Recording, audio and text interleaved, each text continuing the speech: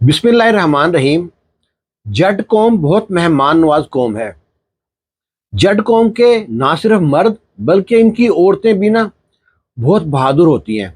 ان کی عورتیں اگر اپنی آئی پہ آ جائیں تو بڑے سے بڑے سورما کو بھی نا دھول چٹا دیتی ہیں۔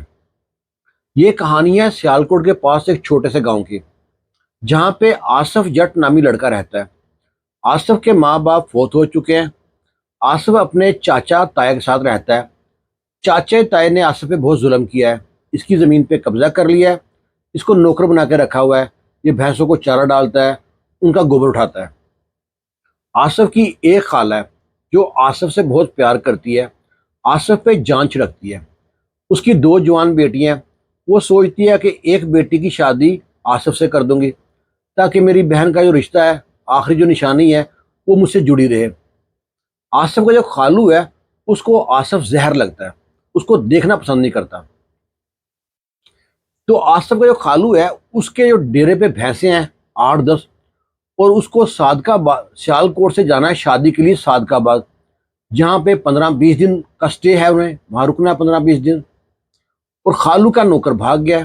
خالو بہت پریشان ہے۔ خالو اپنی بیوی سے کہتا ہے کہ اپنی بہن کے بیٹے سے کہنا کہ کچھ دن ہمارے ڈیرے پہ رہ لے، ہماری بھینسیں سنبھال لے۔ آصف کی خالہ فون کرتی ہے آصف کے تایا کو اور کہتی ہے بات کرا دیں آصف سے۔ آصف سے بات ہوتی ہے، وہ کہتی ہے بیٹا ہم لوگ شادی پہ جا رہے ہیں 15-20 دن کے لیے، تم ہماری بھینسیں سنبھال سکتے ہو؟ آصف کہتا ہے خالہ میں ابھی آ گیا۔ آصف پہنچتا ہے خالہ کے گاؤں پہ۔ آصف کی خالہ بتاتی ہے فلاں دودھی اتنا لیٹر دودھ لے کے جائے گا، فلاں گھر میں دودھ لگا ہوا ہے، فلاں گھر میں دودھ لگا ہوا ہے۔ پوری تفصیل بتا کے وہ چلے جاتے ہیں۔ آصف سوچتا ہے کہ یہی موقع ہے جو خالو مجھ سے نفرت کرتے ہیں ان کے دل میں پیار جگانے کے لیے۔ وہ سارا جو وہ بھینسوں کا باڑا ہے اس کو صاف کرتا ہے، کلئی کرتا ہے، جو دیوار ٹوٹی ہے وہ ٹھیک کرتا ہے، کہیں سے اینٹ اکھڑی ہوئی ہے وہ ٹھیک کرتا ہے، بڑا پیارا صاف کر دیتا ہے۔ عصر کا وقت ہے، چرپائی پہ لیٹا ہوا ہے اور باہر سے ایک لڑکی انٹر ہوتی ہے۔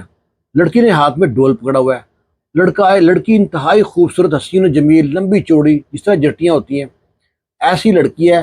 وہ بل کھاتی اس کے پاس پہنچتی ہے، سلام کرتی ہے۔ آصف دیکھتا ہے، سلام کا جواب نہیں دیتا۔ وہ پھر کہتی ہے سلام کے بعد کہ گھر والے کدھر ہیں؟ آصف ہڑبڑا کے اٹھتا ہے، کہتا ہے وہ تم شادی پہ گئے ہیں، 15-20 دن بعد آئیں گے، بتایا کیا کام ہے؟ وہ کہتی میں فلاں گھر سے آیا لڑکی ہوں، میں دودھ چاہیے۔ وہ کہتا ہے بیٹھے میں دودھ نکالتا ہوں۔ لڑکی بیٹھ گئی، دودھ نکال کے لایا۔ لڑکی سے کہتی ہے کہ آپ آصف ہو؟ کہتا ہے ہاں میں آصف ہوں، آپ کیسے معلوم پڑا؟ کہتا آپ کی خالہ نے بتایا تھا ہمارے جانے کے بعد میری بہن کا بیٹا آصف وہ بھینسوں کو سنبھالے گا، آپ وہاں سے آ کے دودھ لے لینا۔ تو کہتی ہے کہ آپ اکیلے رہتے ہیں تو کھانے پینے کا کیا کر رہے ہیں؟ وہ کہتا ہے مجھ کو کھانا بنانا آتا ہے، میں بناتا ہوں کھا لیتا ہوں۔ وہ کہتی ہے میں اسکول ٹیچر ہوں، میں یہاں سے 4 گاؤں چھوڑ کے میرا اپنا گاؤں ہے، آنے جانے مشکل ہوتا ہے، اسکول والوں نے کمرہ دیا ہوا ہے تو وہیں پہ رہتی ہوں، اکیلی ہوں، جہاں میں کھانا اپنے لیے کھاؤں گی تمہارے لیے پکا دوں گی، آپ ہمارے مہمان ہو جب تک آپ یہاں پہ ہو، ناشتہ دوپہر کھانا رات کھانا میری طرف سے۔ آصف انکار کرتا ہے، وہ لڑکی سنتی نہیں ہے اور کھانا بنا کے ڈیلی بھیجتی ہے۔ آصف بڑا خوش تھا۔ اب دونوں کو نظروں نظروں میں پیار ہو رہا ہے۔ آصف کو اس لڑکی سے پیار ہو رہا ہے، اس لڑکی کو آصف سے پیار ہو رہا ہے، لیکن دونوں بہت شرمیلے ہیں، اظہار کوئی نہیں کر رہا۔ ایک دن بہت تیز بارش ہوتی ہے۔ وہ جو اسکول ٹیچر ہے چائے بناتی ہے، پکوڑے بناتی ہے، لے کے آتی ہے آصف کے پاس۔ سوچتی ہے آصف اکیلا ہوگا۔ آصف چائے پکوڑے دے کے خوش ہو گیا اور کہتا ہے کہ آپ نے کیوں زحمت کی، بارش میں کہیں پاؤں سلپ ہو جاتا۔ وہ کہتی ہے بس میں نے سوچا کہ آپ کے ساتھ بیٹھ کے پکوڑے کھاؤں چائے پیوں۔ دونوں چائے پیتے ہیں، گپ شپ کرتے ہیں۔ اسکول ٹیچر آصف کو دیکھی جاتی ہے، کہتی ہے کتنا شریف اور بھولا انسان ہے، ایک طرف بھی نظر اٹھا کے مجھ کو نہیں دیکھا۔ آصف بھی پسند کرتا ہے، وہ ٹیچر پسند کرتی ہے۔ اور ٹیچر سوچتی ہے میری عمر 26 سال ہے، یہ لڑکا 21-22 سال کا، پر پھر سوچتی ہے پیار میں عمریں نہیں دیکھتے۔ اب کچھ دن ایسے پیار چلتا رہا، اظہار کوئی نہ ہوا۔ اور جب بھی وہ آتی دودھ لینے، یہ مکھن کا پیڑا بنا کے نا دودھ میں ڈال دیتا، وہ بڑی خوش ہوتی۔ اور ایک دن کہتی ہے کہ میں جا رہی ہوں اپنے گاؤں، 5-6 دن بعد آؤں گی اور کل دودھ مت رکھنا۔ آصف بڑا پریشان ہوا کہ آپ میرا ایک سہارا تھی، یہاں پہ آپ سے میں دل کی باتیں کر کے خوش ہوتا تھا، آپ بھی جا رہی ہیں۔ ٹیچر کہتی ہے پریشان مت ہو، میں تم سے ملنے آؤں گی۔ کہہ کے چلی گئی۔ اس رات بارش بہت تیز ہوتی ہے، آصف اندر والے کمرے میں سو رہا تھا۔ آصف کا جو خالو ہے یہ بھینسوں کو خریدتا اور بیچتا بھی تھا۔ اس نے جگہ بنا رکھی تھی ریمپ سا، جہاں پہ ڈالا کے لگتا اور بھینسیں مٹی میں سے سیدھی ڈالے میں چلی جاتی۔ کیا دیکھتا ہے کہ رات کے وقت ڈالا آیا ہے، اس میں بندے ہیں 3 4 اور ڈالے میں بھینسیں لوڈ کر رہے ہیں۔ آصف بھاگا، وہ 4 تھے، یہ ایک اکیلا تھا۔ آصف گتھا گتھا ہو گیا، ان سے لڑائی ہوئی، انہوں نے ڈنڈے سوٹوں سے آصف کو مارا۔ آصف چیخا چلایا تو لوگ جاگے، وہ لوگ بھاگ گئے اور بھینسیں لے گئے۔ 2 بھینسیں چوری ہو گئی۔ یہ اطلاع پہنچتی ہے آصف کے خالو کو۔ وہ اگلے دن واپس آ گیا، پولیس میں جاتا ہے، رپورٹ درج کراتا ہے۔ شام تک پولیس جو سی ہے نا چور پکڑ لیتی ہے۔ چور پکڑتی ہے تو آصف کا خالو کہتا ہے ان سے پوچھو ان کے ساتھی اور کون کون سے ہیں۔ ان کو مار پیٹ کرتے ہیں تو کہتے ہیں جی مارے مت، ہم بتاتے ہیں، ہمارے ساتھی ہے وہ لڑکا آصف ہے، اس نے 50,000 روپے لیے ہیں ان بھینسوں کے۔ پولیس جاتی ہے، آصف کو اٹھاتی ہے، مارتا وہ لے کے آتی ہے اندر، خوب مارتی ہے۔ اور آصف کے خالو کو یہ پتہ لگتا ہے کہ آصف چور ہے، سب کے سامنے تھپڑ مارتا ہے اور پولیس سے کہتا ہے یہ پیسے پکڑو، اس نے میرے گھر میں جس تھالی میں کھایا ہے اسی میں چھید کیا ہے، اس کو ذرا ایکسٹرا مارو۔ پولیس والے خوب مارتے ہیں، زخمی کر دیتے ہیں آصف کو۔ آصف کی خالہ کو یقین نہیں آتا، وہ کہتی ہے جھوٹ ہے، کوئی غلط فہمی ہوئی ہے آپ کو اور پولیس والے کو، میری بہن کا بیٹا چور نہیں ہو سکتا۔ آخر وہ کچھ دن گزرتے ہیں، جو اسکول ٹیچر تھی وہ آتی ہے، پوچھتی ہے آصف کہاں پہ ہے، وہ کہتی ہے وہ تو جیل میں ہے۔ اس کی خالہ رو رہی تھی، وہ کہتی ہے آپ پریشان مت ہو، میں پتہ کراتی ہوں۔ وہ کہتی ہے پتہ کیا کرانا ہے، اس کے خلاف گواہ ہیں، گواہ نے صاف کہا ہے آصف کے کہنے پہ میں نے چوری کی ہے، آصف نے 50,000 روپے لیے 2 بھینسوں کے۔ ٹیچر کو یقین تو نہیں آتا، پھر جاتی ہے وہاں پہ تھانے میں، آصف سے ملاقات کرتی ہے۔ آصف دیکھ کے شرمندہ، آصف سے کہتی ہے مجھے تم پہ یہ امید نہیں تھی، میں نے تمہارے بارے میں نا بہت لمبا پلان بنایا تھا، میں سوچتی تھی تم سے پیار کرتی ہوں، میں تم سے شادی کروں گی، اس بار میں ہمت کر کے آئی تھی تم سے اظہار کرنے کے لیے، اور تم نے اپنی گھٹیا حرکت کر دی نا یہاں پہ۔ وہ کہتا ہے آصف مجھ کو میرے مرے ہوئے ماں باپ کی قسم ہے میں نے چوری نہیں کی۔ ٹیچر کہتی ہے صحیح کہہ رہا ہے، کہتا ہے میں نے چوری نہیں کی، مجھ کو یہ سمجھ نہیں آ رہی مجھے کیوں پھنسایا جا رہا ہے۔ ٹیچر کہتی ہے اگر تو چور نہیں ہے نا آج کی رات تو جیل میں نہیں کاٹے گا۔ وہ باہر نکلتی ہے، پولیس کے پاس آتی ہے، ان سے کہتی ہے کہ آپ کی تفتیش میں کہیں کمی کوتاہی رہ گئی ہے، آپ پتہ کرو وہ جو گواہ ہے جھوٹ کیوں بول رہا ہے، وہ کیوں نام لے رہا ہے آصف کا، آصف ایسا لڑکا نہیں ہے۔ پولیس والا کہتا ہے دیکھو استانی تم بچوں کو پڑھا سکتی ہے، پولیس کو نہیں پڑھا سکتی، اور زیادہ اس کے نا کیس میں انٹرفیئر مت کر، تمہیں بھی کیس میں آصف کا ساتھی بنا کے اندر کر دیں گے۔ وہ کہتی ہے یہ بات ہے، وہ کہہ کے چلی جاتی ہے۔ وہاں سے نکلتی ہے، فون کرتی ہے اس علاقے کے ایم این اے کو۔